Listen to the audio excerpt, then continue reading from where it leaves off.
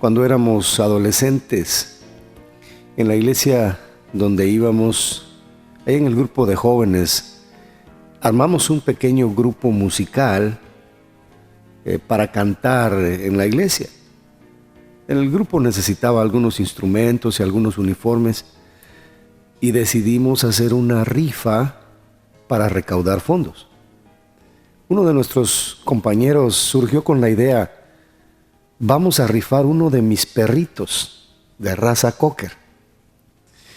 Ok, todos pusimos nuestra opinión y quedamos en que sí, uno de sus lindos perritos cocker iba a ser rifado para recaudar los fondos. Cuando llegó el día de entregar el premio, se nos avisó que el perrito se había muerto. Nos vimos en el problema de ver qué hacíamos. No encontrábamos más perritos. Entonces pedimos disculpas y ofrecimos un perrito de porcelana de adorno en lugar del perrito vivo. Nos dio mucha vergüenza, mucha pena, pero lo tuvimos que hacer así. La persona que se ganó el perrito solo sonrió y tomó el perrito, pero se veía en su cara que no era lo que realmente estaba esperando.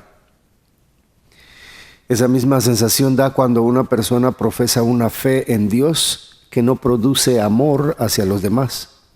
Es una fe inútil, muerta, que no da frutos. Cuando de creyentes se trata, la gente necesitada espera algo de nosotros que somos creyentes, que hablamos tanto de la palabra de Dios, y si no ayudamos, esa persona se va a quedar como aquel que recibió un perrito falso en vez de un perrito verdadero.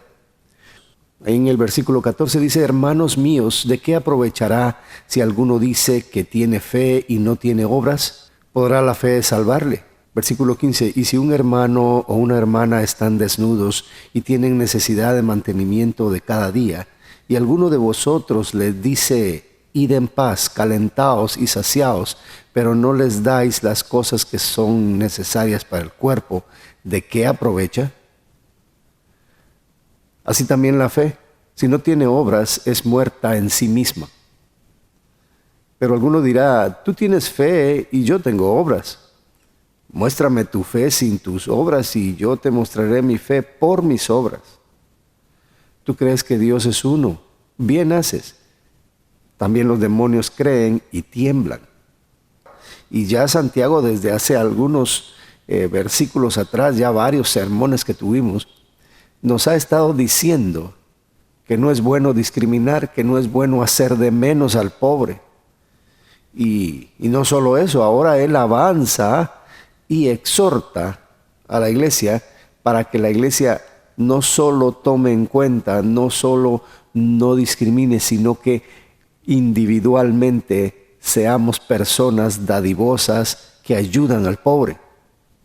Probablemente ahí estaba el hermano próspero que tenía su dinero, que estaba establecido en la vida en esa ciudad, pero también habían hermanos que habían emigrado de otros lados, los que necesitaban ayuda para seguir adelante. Ellos venían perseguidos, ellos venían huyendo. Lógicamente, cuando alguien acaba de llegar a una ciudad y llega sin nada, va a pasar un tiempo para que pueda estabilizarse económicamente. Lógicamente, esta persona va a necesitar de ayuda de alguien más, y la iglesia está para eso. No solo como organización para dar una ofrenda al necesitado, sino como individuos para que mutuamente se ayuden.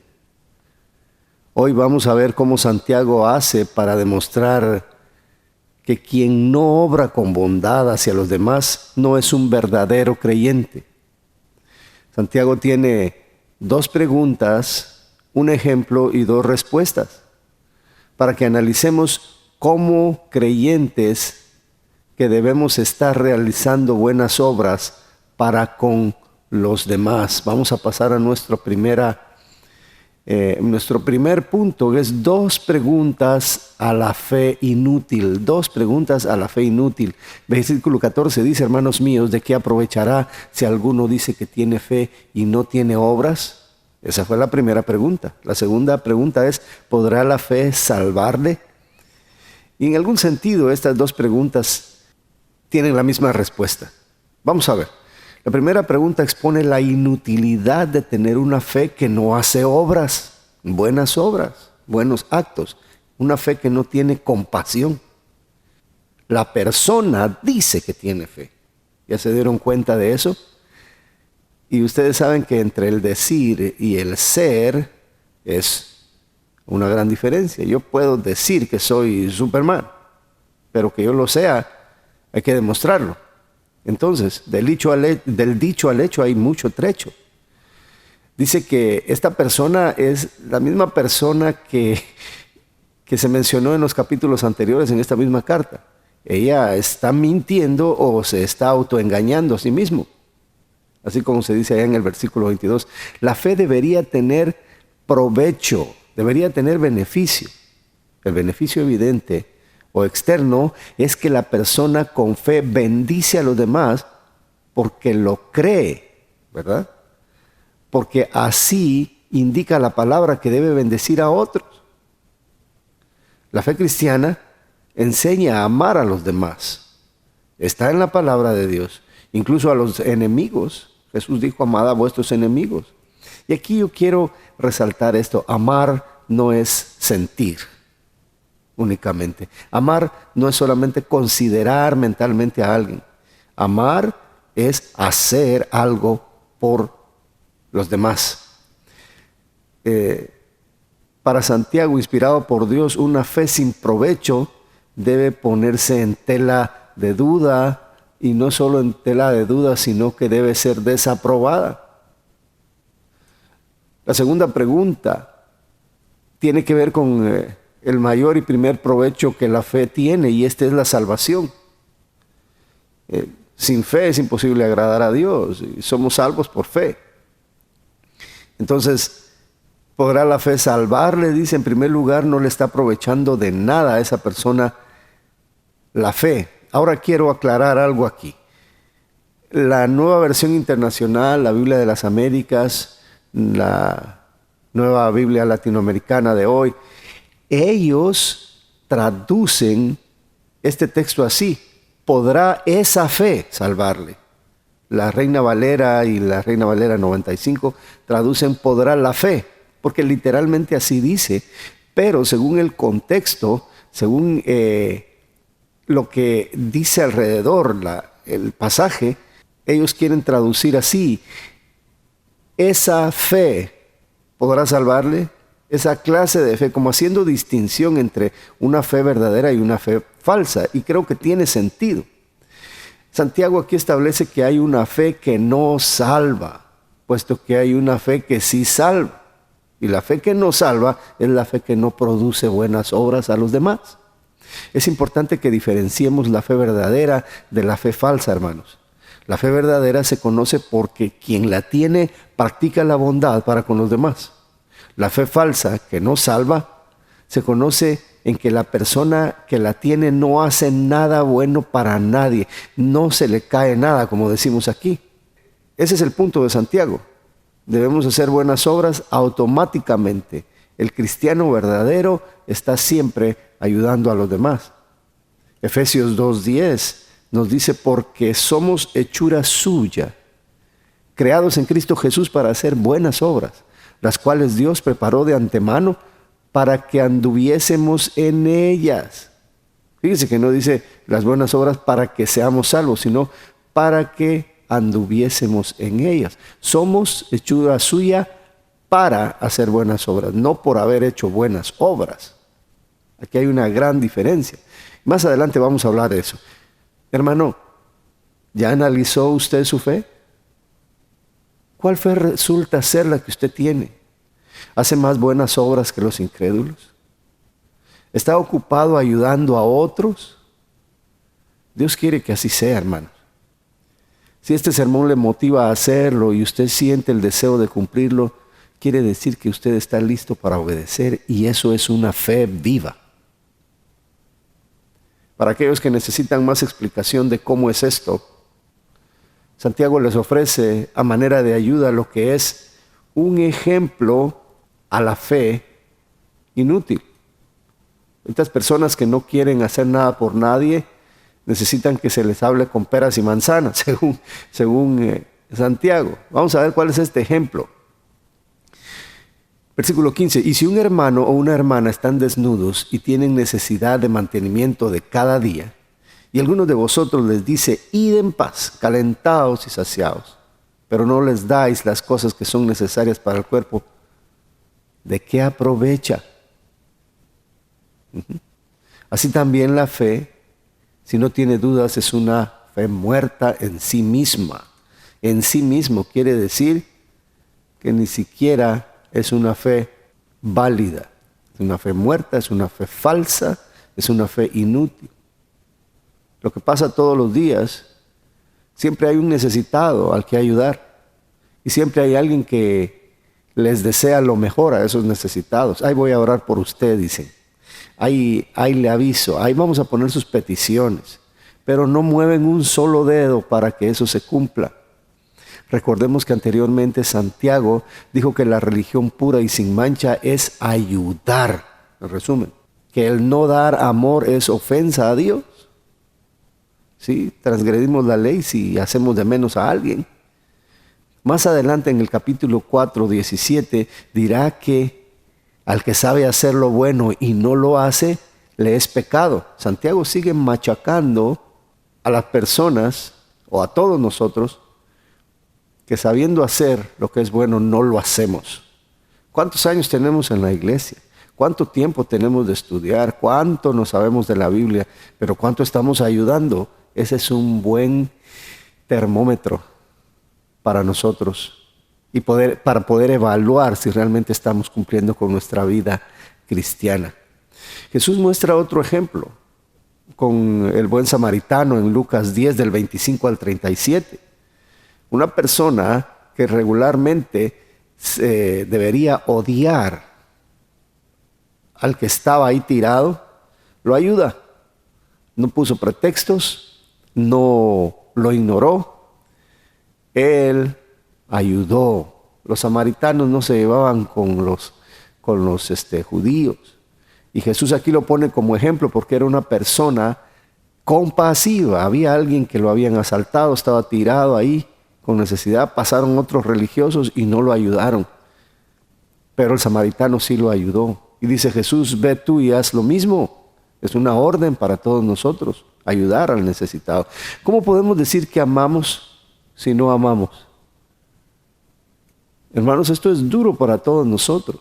¿Cómo podemos en la iglesia cantar del amor de Dios, cantar de que el Señor tuvo compasión de mí y yo no soy capaz de tener compasión por nadie más allá afuera? El que tiene verdadera fe, su vida ha sido transformada.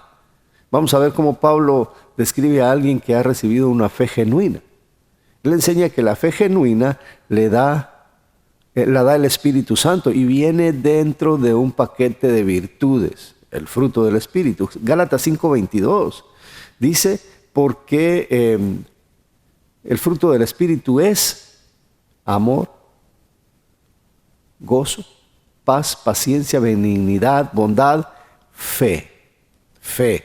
Ahí la fe genuina hace buenas obras. El Espíritu Santo capacita a una persona para hacer buenas obras. Él nos está dando la capacidad de hacerlo. Él da lo necesario en el carácter de la persona para que pueda demostrar que realmente tiene la fe original. Veamos cómo Pablo también, describiendo lo que el amor hace y no hace, describe el carácter de una persona con fe verdadera. 1 Corintios 13, y muchos hemos oído este pasaje. Si yo hablase lenguas humanas y angélicas y no tengo amor, vengo a ser como metal que resuena, puro ruido, ¿verdad? O címbalo que retiñe, puro escándalo, pero sin obras. Y si tuviese profecía y entendiese todos los misterios y toda ciencia, y si tuviese toda la fe, de tal manera que trasladase los montes y no tengo amor, nada soy, ¿verdad? Pura teología, pura sabiduría, pero intelectual, nada del corazón. Y si repartiese todos mis bienes para dar de comer a los pobres, y si entregase mi cuerpo para ser quemado y no tengo amor, de nada me sirve. Esta es una fe muerta. Esto es algo que se hace por obligación, es algo que se hace por salir del paso. Hermanos, hay que ponerle amor a lo que hacemos también. Pablo y Santiago se complementan, puesto que están siendo inspirados por el mismo Espíritu Santo. Solo hay uno. El creyente verdadero actúa a favor de otros y no en contra. Las buenas obras no solo tienen que ver con hacer lo bueno, sino que también dejar de hacer lo malo. El amar y ayudar a otros debe ser parte integral del creyente. No debe existir un creyente que no ayuda. El creyente que no ayuda no tiene fe, o sea, fe muerta. ¿Cuándo fue la última vez que usted ayudó a alguien? ¿Cuándo fue la última vez que renunció a algo propio que usted quería mucho y lo dio? Digamos, un abrigo, digamos, unos zapatos, digamos, algún utensilio de su casa o algún billete de su cuenta bancaria. ¿Qué hicimos por aquella persona que nos necesitaba? ¿Le criticamos? ¿Fuimos mezquinos con él? ¿Le juzgamos antes de darle? ¿Le dimos una miseria? ¿Le dimos un poquito nomás para que no digan? ¿Fue con amor o fue por obligación? ¿Nos sentimos indiferentes a la necesidad ajena? Que Dios nos ayude a que en el preciso momento en que se nos necesita, demos ese paso decisivo para servir de ayuda. Un buen consejo o un deseo o un clásico, voy a orar por usted, no bastan cuando de creyentes se trata. La gente necesitada espera algo de nosotros que somos creyentes, que hablamos tanto de la palabra de Dios, y si no ayudamos, esa persona se va a quedar como aquel que recibió un perrito falso en vez de un perrito verdadero. Santiago va a pasar a dar un ejemplo, pasa de dar un ejemplo a tener un monólogo con un supuesto hermano que no hace obras, para que quien actúa de la misma forma se sienta aludido y trate de cambiar. Y vamos a ir a nuestro punto número 3. Aquí hay dos respuestas a dos excusas, diría yo. Versículo 18, pero alguno dirá, ¿verdad? Tú tienes fe y yo tengo obras. Qué buena excusa, ¿verdad? ¿Qué teólogo resultó este? Dios a ti te dio, a mí me dio fe, o a ti te dio fe y a mí me dio obras. Muéstrame tu fe sin tus obras, la respuesta. Muéstrame tu fe sin tus obras, como diciendo, no existe una fe sin obras. Vamos a ver dónde está. Y luego Santiago dice, yo te mostraré mi fe por mis obras. No hay forma de mostrar la fe si no es a través de buenos actos. Ahora quiero aclarar lo que les mencioné anteriormente. En las sectas que se dicen cristianas, usted siempre va a diferenciar una secta porque ellos le dicen a usted que uno se puede salvar haciendo buenas obras, haciendo méritos. Y aquí hay que aclarar esto. Santiago no está diciendo que la fe más las obras salvan. Eso no lo está diciendo él. Lo que está diciendo aquí Santiago es que si usted tiene una fe que realmente le ha salvado, el síntoma, el resultado es que usted da, que usted tiene buenas obras, buen comportamiento, que usted es misericordioso, que usted es una persona que se conduce correctamente. Como siempre, van a encontrar ustedes personas que tienen sus propias ideas y sus propias definiciones acerca de todo. Alguien va a salir, después de mi aclaración, sigo con el sermón. Aquí alguien va a salir con que tiene fe y eso está bien, porque cada quien tiene algo diferente. Santiago no acepta eso y le responde, muéstrame tu fe sin tus obras y yo te mostraré mi fe por mis obras. O sea que las obras son resultado de la fe. No son dos cosas que se producen al mismo tiempo para ser salvos. Ese no es el punto aquí. No se trata de tener lo uno o lo otro. Hay que tener las dos cosas. Veamos cómo Santiago está de acuerdo con lo que su hermano Jesús dijo allá en Mateo 23:23. Ay de vosotros, escribas y fariseos, hipócritas, porque diezmáis la menta y en el eneldo y el comino y dejáis lo más importante de la ley. ¿Verdad que ya vimos la ley real antes? La justicia, la misericordia y la fe. Esto era necesario hacer sin dejar de hacer aquello. Guías ciegos, que coláis el mosquito y tragáis el camello. O sea, el religioso es meticuloso en cuanto a las cosas teóricas. El religioso, el que tiene falsa fe, es aquel que pone el dedo en las letras, en las palabras únicamente. No quiero decir que aprenderse la palabra de Dios sea malo, eso no es el punto. El punto es que es malo únicamente tener la teoría de la palabra sin practicarla. La tendencia es hacer religión, querer cumplir reglas, la liturgia, pero no el amor al prójimo, al necesitado, porque cuando se trata de desprenderse de nuestros recursos, de nuestros bienes, de nuestro tiempo, ahí es donde realmente ponemos a prueba si nuestra fe sirve o no sirve. Aquí vemos que sacar a alguien de sus problemas con lo que podemos darle es necesario, es nuestra agenda diaria.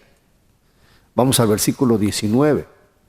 Dice, ¿tú crees que Dios es uno? Este hombre cree, tiene cierta fe, él sabe, él conoce. Y dice, bien haces. Sí, porque conocer de teología es bueno, es correcto, es necesario. Bien haces. También los demonios creen y tiemblan. También los demonios creen y tiemblan. ¿Por qué Santiago menciona esto?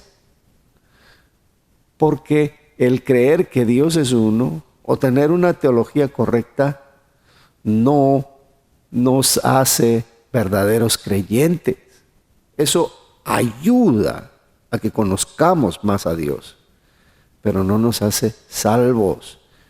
Los demonios también conocen a Dios, ellos lo conocen mejor que cualquiera de nosotros y le tienen miedo a Dios, ¿verdad? Pero ellos no son salvos, esa fe de ellos no les salva. Creer en Dios no es suficiente. Yo creo en Dios, yo lo amo, eso no es suficiente. La teología correcta no es suficiente. Hay que poner en práctica lo que sabemos y es importante aprender de Dios, estudiar la palabra cumpliéndola. Hay que ser oidores de la palabra y hacedores para no ser autoengañados. Claro, se puede levantar alguien que se cree más listo todavía y decir, yo no voy a la iglesia y yo prefiero estar aquí en mi casa porque para ir a aprender y luego no hacer, mejor no voy. Esa persona está todavía peor porque ni sabe ni hace. Y se está excusando y tiene un orgullo tan fuerte que no le deja ni siquiera pensar en que lo que está diciendo es malo. Así que hermanos, el convencimiento intelectual no es suficiente para salvar. Un estado consciente de parte del hombre acerca de la realidad no produce vida eterna. Vamos a verlo una vez más en Juan 2:23. Estando Jesús en Jerusalén, en la fiesta de la Pascua, muchos creyeron en su nombre. Fíjense, muchos creyeron en su nombre, viendo las señales que hacía. Esta es una fe solo basado en lo que miran. Pero Jesús mismo no se fiaba de ellos, ¿se dan cuenta? Que no todo tipo de fe o confianza le agrada a Dios. No se fiaba de ellos. Aquí vemos al Dios omnisciente porque conocía a todos y no tenía necesidad de que nadie le diese testimonio del hombre, pues Él sabía lo que había en el hombre. Dios sabe si tu fe es verdadera o solo es una fe basada en lo que estás mirando en la iglesia. Si es una fe solo basada en los milagros, en lo espectacular, en el show. Hay un tipo de fe que a Dios no le convence y esta fe es la fe inútil. Pero la verdadera fe viene de parte de Él, pues es un don de Dios, Efesios 2:8 y 9. Esa fe viene de parte de Dios y automáticamente activa el corazón de la persona para portarse bien, para dar, para entregarse a los demás. en buenas obras. Hermano, es necesario que nuestra iglesia tenga miembros activos en cuanto a ayudar a los demás. Es necesario que nosotros volquemos nuestro corazón a ayudarnos primeramente entre nosotros mismos. Cuando el Nuevo Testamento empieza ya en el libro de Hechos, vemos en esa época de la gracia, que estaba recién nacida, dice que no había alguien que necesitara nada, porque todos se ocupaban de ellos. Se ocupaban de las viudas, de los huérfanos, de los desvalidos, los enfermos, los ancianos, los desempleados. Esas personas que no tenían, solucionaban esa gran necesidad dentro de la iglesia, porque nadie tomaba como suyo propio lo que tenían. Ese es un gran ejemplo para nosotros como iglesias y como individuos, para que demos. Ahora, hermano, quiero que usted piense, cierre sus ojos, piense cuánto tiene y cuánto le puede dar a los demás. Siempre hay algo, siempre hay algo. Hay siempre alguien que tiene menos que usted. Apunte en su libreta, en su agenda, y prográmese y diga, quiero ayudar a alguien esta semana y la otra semana y siempre aparte en su presupuesto algo para dar. No tiene que ser mucho. Si usted tiene poco, dé lo poco que pueda. Si usted tiene mucho, Dios demandará de usted también de la misma manera que Él le ha dado.